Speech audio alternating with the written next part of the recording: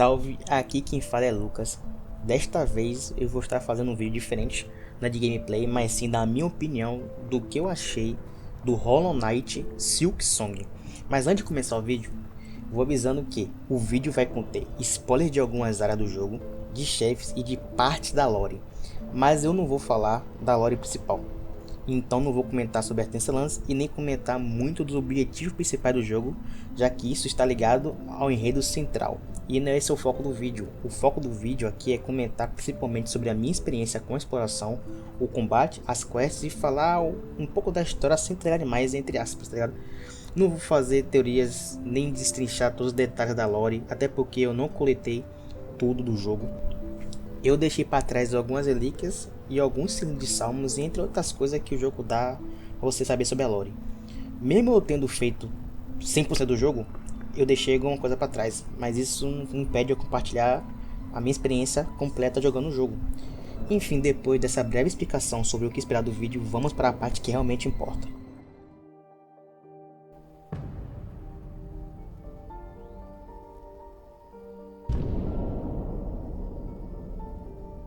Começando pelo ato 1, onde você inicia o jogo, você cai na primeira vez na Gruta Musgosa. Explorando um pouco, você tem o primeiro contato com as mecânicas do jogo ali. É um local simples, mesmo que você volte aqui algumas vezes futuramente por causa de quests. Funciona mais como um mini tutorial do que realmente uma área explorável. Ao sair da gruta, você chega ao Vale dos Ossos, onde encontra os primeiros NPC do jogo.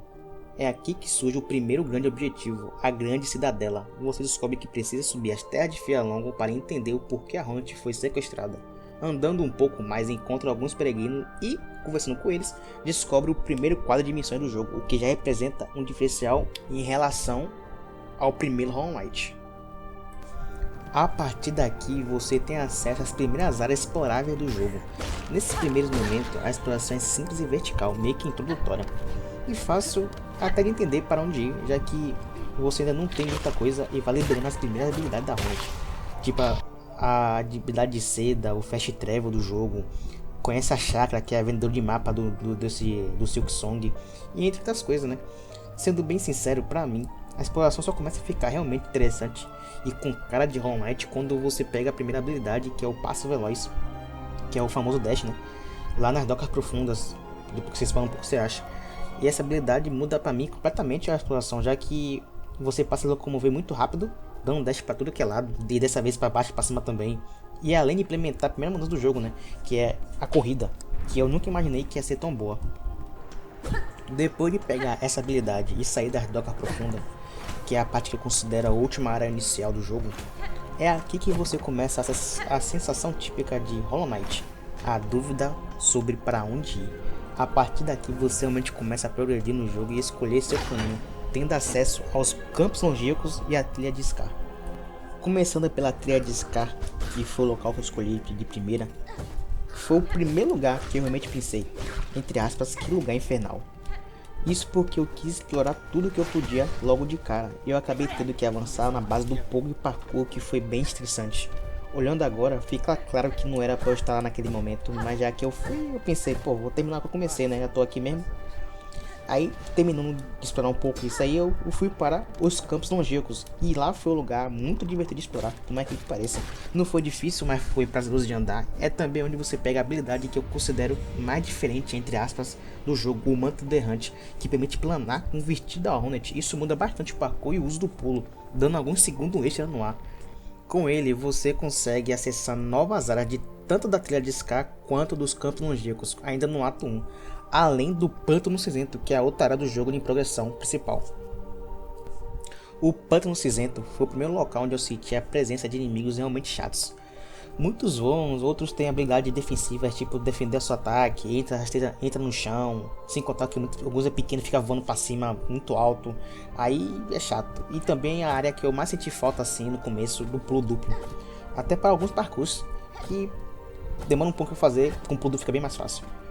Mas a área em si é boa, depois que você pega o jeito fica bem tranquilo, sendo bem sincero. Não dá pra explorar tudo de início, porque precisa de outras habilidades para acessar algumas partes altas que você não tem acesso ainda, que vai encontrar um pouquinho mais na frente do jogo. Seguindo um pouco à frente, você encontra a Campanula, De cara parece uma cutscene com todos os NPCs enfocados pela teia, dando a entender que você precisa fazer algo para salvá-los. Depois de investigar um pouco, percebi que não era ali que você resolvia. Continuei até encontrar a Casca Madeira, que já está entrando na reta do final do ato 1. A Casca Madeira é ótima de explorar inimigos fortes, mas não de maneira irritante. E o visual é belíssimo, eu gosto muito da caralho, eu acho muito bonito. A soundtrack combina muito com o ambiente também. Transmite uma certa paz, eu gosto desse jogo, desse estilo de soundtrack. Aqui você obtém a habilidade Garra Aderente, que libera novos locais, principalmente no Pântano Cinzento, que é a habilidade que eu falei que você pega um pouco à frente para poder chegar nas partes altas. Com essa habilidade, você pode acessar o local da viúva, onde finalmente você derrotando ela salva os pessoal da Campanula. Libera o segundo quadro de missões e mercadores descobrem onde também aumentar o dano do Agolino, que é muito bom o jogo em si, né? Antes de eu continuar com o objetivo principal do jogo, eu voltei ao Pântano Cinzento e terminei de explorar o que faltava lá. Assim eu acabei encontrando o caminho dos pecadores, né, que fica lá no alto do pântano. Que pra mim foi o lugar mais chato de explorar de todo o Atum. Spoiler, pra mim é o segundo pior, só pede pra um que eu vou falar mais pra frente. Os inimigos daqui são ridiculamente irritantes, o local é meio chato de explorar porque é a parte que não tem parkour. É infestado de bichos e ainda tem brejos com lava que tiram sua cura ao cair. É um inferno a área, especialmente porque nesse ponto você ainda não está muito forte. Depois de eu sofrer horrores aqui, eu acabei encontrando também o Billy Beijo. Eu não sei se dá pra explorar o local completamente no ato 1.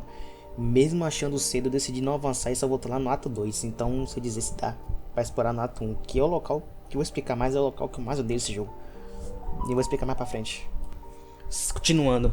Seguindo pela Casca Madeira ali, você chega aos degraus devastados, que é bem simples no ato 1, na verdade, servindo mais como uma transição para o 2 do que realmente hora para se explorar agora. Depois de chegar no topo, você encontra o portão da cidadela e após a cutscene, você enfrenta a juíza final, aí sem derrotando você começa oficialmente o ato 2, né? Que eu sei que existe uma forma alternativa de chegar ao ato 2, que é antes da hora, quebrando uma parede secreta no caminho dos pecadores e achando a bruma. Passando pela bruma, você chega lá no Alguns Hostou, onde você enfrenta o fantasma e assim você chega no Cidadela. Mas como eu fui pelo caminho normal, eu sigo daqui, que o ato 2 é o meu ato favorito do jogo.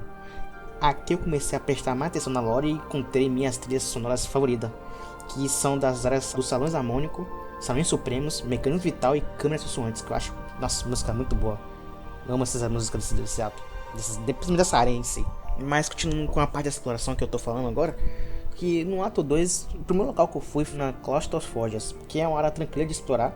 Tirando o fato irritante de ter que pagar rosários para usar a cadeira, os inimigos em si são fáceis, a área é pequena porque uma parte ainda está bloqueada, porque você não tem acesso antes de explorar salões harmônicos, que é o que eu falo agora, que pra mim é minha área favorita do jogo inteiro. Além de serem divertidos de explorar, possui a melhor soundtrack do jogo, simplesmente bela. Foi nesse momento que eu aumentei o volume da música, a área é grande, cheia de paredes secretas e caminhos. Aqui você também recebe o primeiro objetivo grande do jogo, que é juntar 3 melodias para chegar ao topo de Fialongo, que eu passo a descobrir o que aconteceu com a Hornet. Também encontra o Cantoclave, o terceiro local e último que com quadro de missões e mercadores. E a chave também da Ala Branca, que abre a outra parte das Claustrofógias. É a partir daqui que você realmente entende o porquê os Salões Harmônicos é tão belo, entre aspas. A Claustrofógias funciona na base de trabalho escravo, tipo, com trabalhadores pagando para descansar nas cadeiras.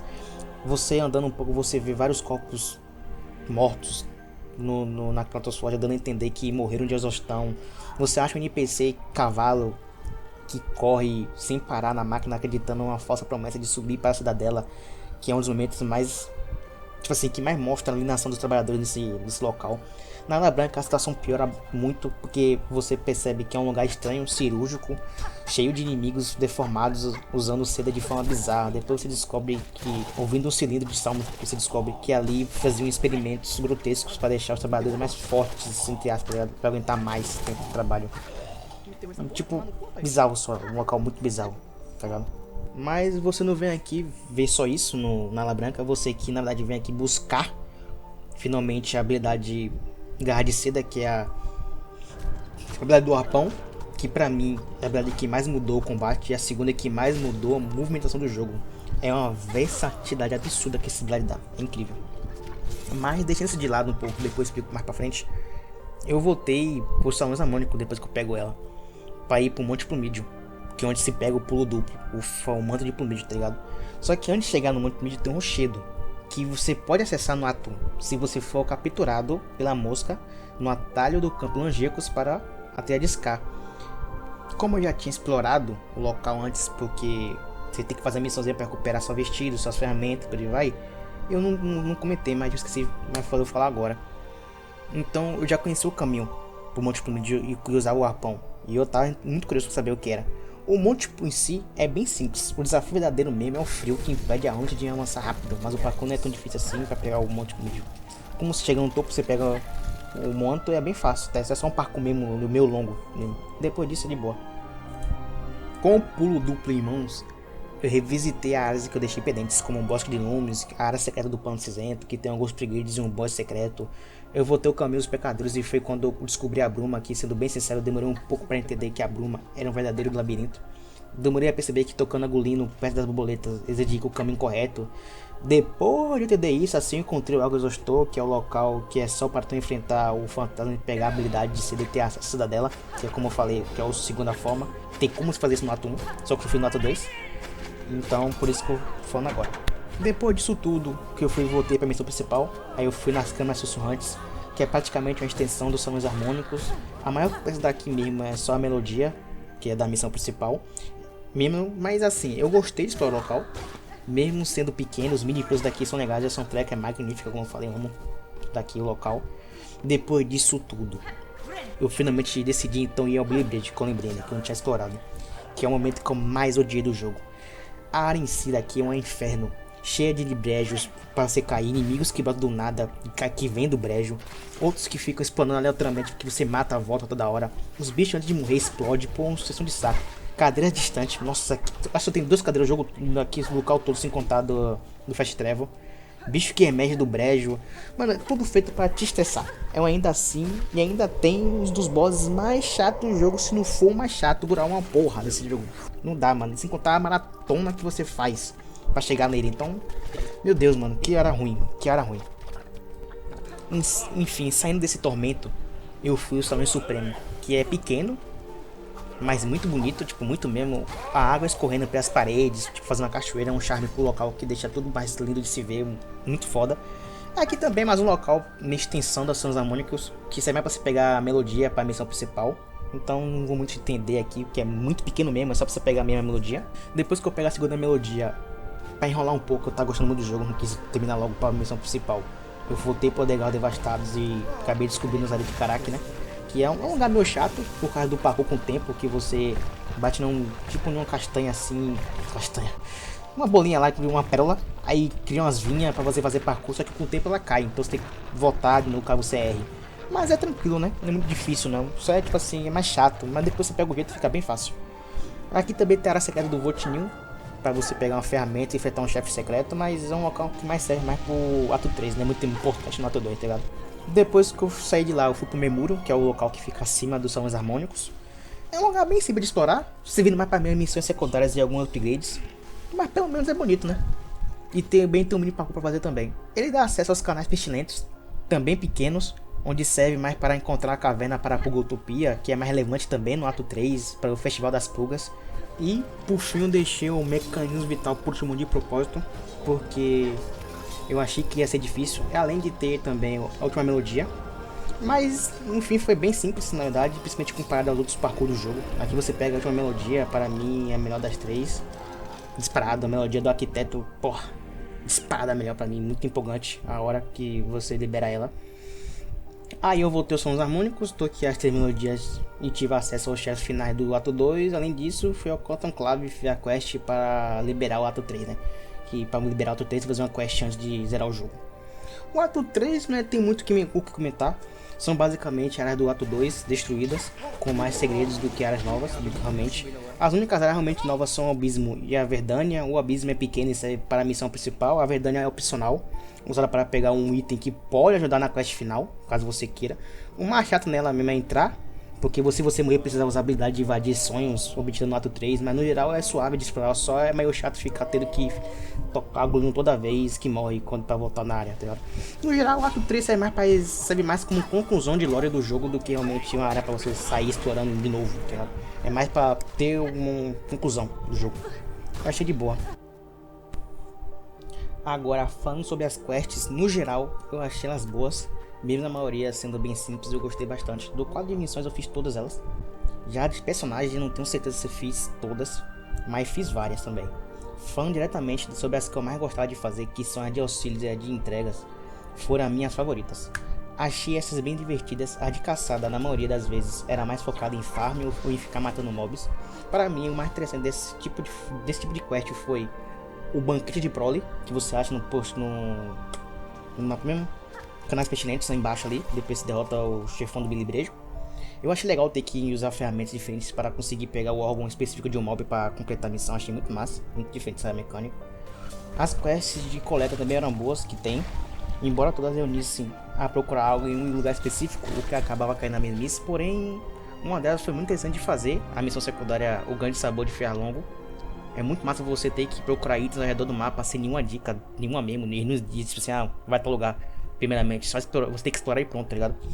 Muito bom, que por sinal, essa é a minha quest secundária favorita do jogo. Eu achei muito boa mesmo, real, eu achei muito boa fazê-la, muito divertida.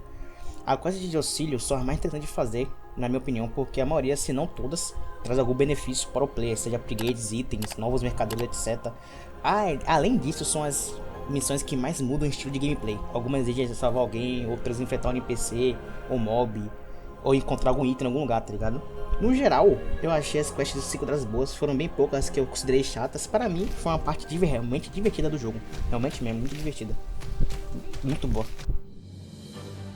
Entrando um pouco no tópico de combate, que é um dos pontos mais relevantes para mim do jogo, eu achei sensacional. Gostei muito da implementação de ataque de frente baseado no brasão que você usa. Quando eu vi as ferramentas nos trailers, eu não esperava que seria tão divertido utilizá-las assim. Quase todas permitem montar uma build interessante. As habilidades da Hornet são boas de usar, com opções realmente úteis durante o combate. As habilidades de Seda, no geral, eu usei muito pouco.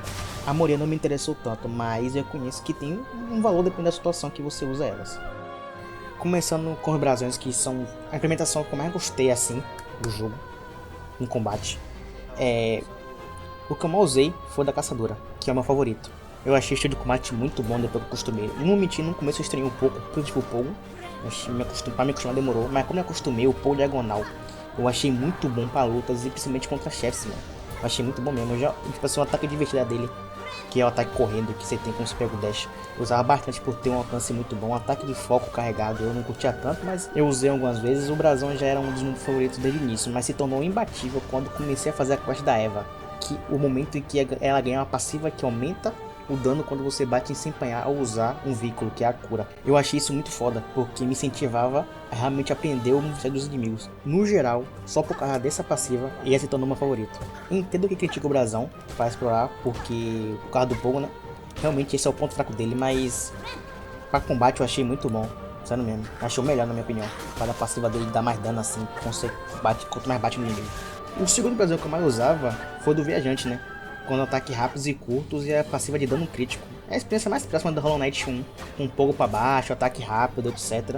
No geral, eu usava ele mais para exploração do que para combate. Fazer parkour com ele é muito mais fácil, isso é inegável. O pouco para baixo é muito mais fácil de acertar o parkour, ainda mais que é rápido. Mas ele também tinha seu valor para combate, inegável. O dano crítico dele ajudava bastante, alguma vez. O ataque de investida dele faz a Hornet correr sem atacar sem parar. A parte mais legal é que se você acerta o inimigo e continua atacando, isso que é o bom, você fica sempre batendo. Ela encaixa um combo diferente, isso é muito útil em combate. O ataque carregado dele também é bom e eu usava bastante. No final das contas é um brasão mais voltado para exploração do que combate, mas funciona muito em combate também por causa do dano crítico. Os outros brasões eu vou comentar mais brevemente porque eu usei pouco. Em mais de 70% do jogo eu fiquei alternando entre o caçador e o viajante. Começando pelo brasão do ceifador, que foi o terceiro que eu mais usei. Ele tem ataques pesados com alcance extra, que é muito bom esse alcance extra, ajuda pra caralho. Mesmo sendo lento, o alcance ajuda muito. A passiva dele de roubar a seda dos inimigos após o vínculo é muito boa também, porque ele cura. E quando você bate, você cria tipo uma zona, um momento de zona que você bate no inimigo e cria seda. É muito bom, mano, pra você curar mais vezes e conseguir bater, ser mais agressivo. Eu usei justamente por causa dessa passiva, que é muito útil em algumas lutas. Além do alcance ajudar muito também. O ataque carregado dele eu usei bem pouco, o ataque corrido também eu usei pouco.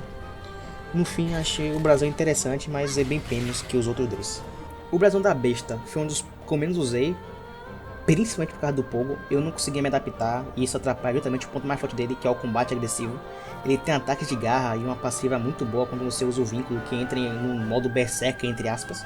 e cura batendo. Para quem é agressivo, esse brasão é absurdo, dá pra extrair muito valor, mas principalmente eu quase não usei porque o pouco dele pra mim foi muito difícil de acostumar.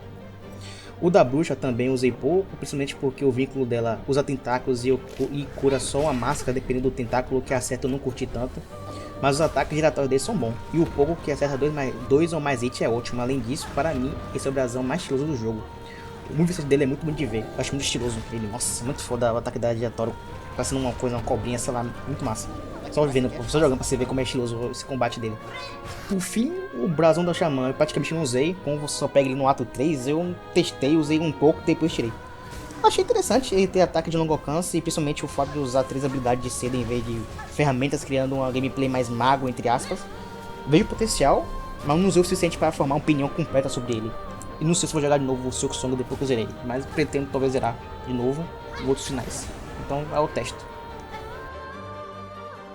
Agora para as ferramentas, que são das coisas que eu mais gostei no Silksong, existem 3 tipos de ferramentas: as vermelhas, as azuis e as amarelas. As vermelhas são focadas em combate, as azuis em defesa e auxílio, e as amarelas são mais voltadas para a exploração e movimentação da hunt. As que eu mais gostei foram as vermelhas, até porque foram as que eu mais me dei, mesmo achando uma ou outra melhor. Em alguma luta ou área específica sempre tinha outra que podia ser mais interessante ou mais forte. Nesse quesito, acho que as vermelhas são as mais balanceadas dentre todas, porque realmente faz sentido você ficar trocando elas, já que a interação com os ambientes de alguns mobs dava vantagem dependendo da ferramenta usada. As azuis eu mudei bem pouco, eu tinha minhas favoritas praticamente desde o momento em que eu peguei. As que eu mais usava eram o multivinculador, o TC-Leve e o conduto injetor. Quase nunca tirava esses três, só em momentos raros, quando precisava montar uma build específica ou mudava. Vendo as outras ferramentas azuis, sinto que algumas são bem fracas comparadas às mais fortes, então joguei o jogo inteiro praticamente só com esses três. As amarelas, por serem poucas e ter um foco maior em auxílio, fazem sentido de serem trocadas em menos, né? Mas no meu caso, eu praticamente só usei a bússola, as tornozeleiras CD velozes e a puladora de subida. Em combates específicos, eu tirava a bússola e colocava o cinto pesado ou dados de magnetita. Além disso, eu usava a marca de ladrão para farmar os osários. Dentre todas as ferramentas, eu achei as amarelas mais fraquinhas, mesmo achando as azuis meio desbalanceadas dentro da própria categoria, com algumas muito mais fortes do que as outras, ainda assim dava para variar mais entre elas. Já as amarelas, por terem pouca quantidade, eu achei difícil ver valor em outras amarelas, tá ligado? As vermelhas, por outro lado, eu gostei muito, são fortes, variadas e quase todas realmente úteis em algum momento ou estilo de gameplay. Como eu disse no começo, quando vi as ferramentas em trailers e vazamentos, eu não tive tanto interesse assim, mas jogando o jogo minha opinião mudou completamente. A ferramenta deixaram a gameplay muito mais dinâmica e dando bastante valor para montar e trocar builds. Falando em habilidade de sedas, vou ser mais breve, já que são poucas e eu usei praticamente só 3 o jogo todo. Eu usei 6 habilidades no total: a lança de seda, a tempestade de fios, ponto cruz, dardo afiado, fúria de runas e unhas pálidas. Dentre elas, eu usei muito a tempestade de fios, o ponto cruz e as unhas pálidas. O ponto de cruz é a minha habilidade favorita de todas. É basicamente um parry, como não achar isso maneiro. Mesmo não achando as outras habilidades ruins, eu quase não usei porque preferia o ponto cruz, que anula um ataque inimigo e ainda devolve um contra-ataque. Ou a tempestade de fios com um dano em área perfeito para lidar com os grupos grandes de inimigos. Já as unhas pálidas, que você só pega no ato 3, foi a única habilidade que eu realmente curti usar depois dessas duas. O fato dela perseguir o inimigo e causar um dano considerável ajuda muito, principalmente contra inimigos voadores que eram praticamente morte garantida, já que eu não tinha que ficar pulando para acertar eles. Com isso facilitava bastante a gameplay. No fim das contas, eu achei as outras habilidades boas também, mas pouco usáveis. A fúria de runas, por exemplo, é estilosa e tem um dano bom, mas a animação demora muito e a eficiência dos acertos acaba sendo baixa. A lança de seda, mesmo sendo útil para acertar inimigos à distância, eu ainda preferi trocar pelo dano da tempestade de fios. Já o dado afiado é bem legal, principalmente por deixar a Hornet meio que intangível, mas achei alcance curto, então não usei tanto. No geral, as habilidades de seda são boas, dependendo do estilo de gameplay, mas eu achei o conjunto bem estrito. Duas delas eu achei muito mais forte que o resto, e uma só está disponível no ato 3, que basicamente já é o endgame, então você aproveita muito pouco a habilidade. Agora, falando das habilidades e do combate do jogo em geral, a Hunt ganha muitas habilidades ao longo da jornada. Eu não vou comentar todas aqui, até porque nem todas fazem diferença em combate. Dito isso, eu vou começar falando da primeira habilidade que, pra mim, muda o combate que pegamos: a Passo Veloz. É um dos momentos mais que transforma o jogo. Como eu disse mais cedo, o dash faz muita falta e quando você descobre que a Hunt pode correr, muda totalmente a gameplay. correr no meio de uma boss fight em vez de ficar dando 2 dashes seguidos é algo que eu nunca imaginaria que faria tanta diferença, sem contar que jogar sem dash é agoniante demais. Ainda bem que é uma das primeiras habilidades que pegamos. Não tem muito segredo, é essencial, ajuda a se esquivar, reposicionar e com a implementação da corrida deixou o combate muito mais prazeroso. A outra habilidade que eu vou comentar é o manto do errante. Aqui eu não nego, como demorou um pouco para acostumar a usar em combate, no começo eu simplesmente esqueci de ativar no meio da luta. Só fui me acostumar de verdade no ato 2, mas quando você pega o jeito, ela ajuda muito, já que te dá alguns segundos de extra no ar, permitindo esquivar de golpes inesperados ou evitar cair em lugares indesejados. Gostei bastante dessa habilidade e quando vi pela primeira vez não achei que faria tanta diferença, mas acabei usando muito, principalmente em arenas. A outra que eu queria comentar aqui é a garra aderente, mesmo ajudando mais na exploração, ela também é muito eficiente em combate, especialmente quando você pega a ferramenta que impede de escorregar na parede. Ela é ótima para alcançar inimigos altos antes de ter pulo duplo ou até mesmo depois, já que te permite escalar a parede, atacar o inimigo e usar o pulo duplo para se reposicionar em vez de para bater no inimigo. Sem a ferramenta anti-corrosão é um pouco mais difícil de ficar grudado, mas ainda assim ajuda bastante com a ferramenta, então fica ainda melhor. E já que eu falei do pulo duplo, vou comentar sobre ele rapidamente. Não tem muito mistério, em qualquer jogo o pulo duplo sempre ajuda muito no combate, seja para alcançar inimigos aéreos ou esquivar, ou até mesmo se reposicionar no meio da arena. Aqui não é diferente, é igual. Muito bom para pulo duplo, é muito bom, perfeito. Agora falando da minha habilidade favorita do jogo, que é a garra de seda, o famoso arpão, essa pra mim é a habilidade que mais mudou o combate. Você pode usar ela pra tudo, tipo, esquivar, se pressionar no ar, se pressionar no inimigo, se afastar, causar dano, aproveitar prestes que antes não era possíveis. Simplesmente a habilidade que faz tudo, é a mais versátil do jogo. Diferente do manto errante, desde o início eu usei a garra de seda, tanto para alimentação quanto para combate. Você poder dar um dash e um arpão para poder chegar rápido no inimigo e ainda causar dano é muito bom. Abre uma oportunidade que você não teria de outra forma. Essa habilidade faz tudo, ama. Eu muito ela, muito boa essa habilidade, não tem como. Falando em bosses agora, eu gostei da maioria de todos eles, não gostei de 4, que são as duas versões da Besta Alada, o Sepulcro de Seda e o Groal, para especificar mais porque esses bosses ficam spamando coisas na tela, sejam minions ou projéteis, ou qualquer outra coisa que atrapalhe o combate. E além disso, ainda deixam a luta demorar de alguma maneira, ou tem muita vida, tipo, o Kofal deixar demorar de alguma maneira. Eles saem da tela, vão pra algum lugar, tipo assim, pô, é muito chato, vão correndo pra um lado pro outro. Isso é muito, atrapalha muito, chega ficando chato e frustrante quando você não consegue matar. No caso do Grau mesmo ainda é pior, porque antes de enfrentar ele você precisa fazer uma mini maratona, depois fazer um coliseu com plataforma cheia de brejo num local com lava, aquelas lavas malditas do caralho. Depois de passar por tudo isso você finalmente enfrenta ele, que pô, não gostei. Realmente não gostei desse tipo de luta com ele. Pra mim é o pior boss do jogo, por sinal. Tirando esses bosses que eu comentei agora, para mim houve muito mais lutas boas do que ruins. Tipo, com soundtracks muito boas, a maioria dos bosses, lutas massa, até mesmo de dupla eu achei massa. Tipo, a dos Arcanimões mesmo, os Signy Ignis e os dos seres mecânicos são muito boas, entre outras. Pra mim, tipo assim, luta como a da primeira pecadora, que é a minha base do jogo, a da Carmelita, a Tessela e o Trumbo, são lutas muito memoráveis, porque a soundtrack delas são muito boa, a luta é divertida, porque os personagens em si são caricatos demais, mano, muito boa. Tipo, a soundtrack da Carmelita também, pra mim, é a melhor do jogo, é belíssima demais, mano, é arrepiadora, muito empolgante. A da Tessela também, incrível pra mim, são duas trilhas que eu mais gosto do jogo, a da Tessela e a da Carmelita. Tanto a da Tessela eu gosto das três, tanto a dela normal quanto a dela da Lacey, a Lacey perdida, né, que é quando ela é dominada pelo vazio. É muito foda a luta dela também. Pô, eu acho muito boa a luta desse jogo, mano. Falando de modo geral das boss fights, assim, a maioria foi divertida. Ela sendo difícil ou não, achei de muito boa de fazer. Não achei nenhuma delas artificialmente difícil, com exceção da que eu não gostei. A dificuldade vinha de aprender o V7 do boss. Depois disso, o flow da luta ficava muito mais legal. Depois você aprendia. Sem contar que o kit da Haunted é muito versátil, permitindo montar muitas builds diferentes para contornar o seu estilo. Isso facilita bastante a gameplay, caso você esteja passando por dificuldade, porque se você tiver com a build e está achando difícil, pode sempre mudar. Você pega um brasão diferente, uma ferramenta diferente, uma habilidade de seda diferente, uma habilidade diferente para usar. E é muito bom, mano. É muito boa como a Haunted está versátil e dinâmica nesse jogo. É muita forma de fazer e eu vi vários vídeos depois que eu zerei de pessoas jogando de maneira diferente. É muito foda você ver isso, porque as builds ficou muito coesa dependendo do seu gameplay. É muito foda isso. Achei muito bom a parte do jogo em si. Isso aí. No fim das contas, o Hollow Knight Silksong me entregou uma experiência extremamente marcante. A exploração, o combate, as quests e a trilha sonora me prendeu muito. Principalmente a partir do ato 2, que é o meu ato favorito do jogo. Mesmo sem pesquisar tudo sobre a lore, foi bem tranquilo de entender a história principal. As boss fights e as lutas contra mobs, apesar de algumas mais cansativas, foram no geral excelentes, ou pelo menos boas. A versatilidade da Hornet no combate também contribuiu bastante para isso, permitindo criar diferentes builds e ajustar o estilo de ataque do jeito que mais combina com você, deixando tudo mais dinâmico e divertido. No geral, o jogo me prendeu do começo ao fim, com um ritmo agradável até mesmo para quem não é muito de explorar e prefere ir mais direto aos objetivos. Foi uma aventura realmente satisfatória. Enfim, este é o vídeo sobre a minha experiência pessoal, o que funcionou pra mim, o que me surpreendeu e o que me marcou nesse jogo tão agradável que eu esperei quase 7, 5 anos, tá ligado? Muito foda esse jogo, amei. Por sinal, valeu, falou e fui. Até a próxima.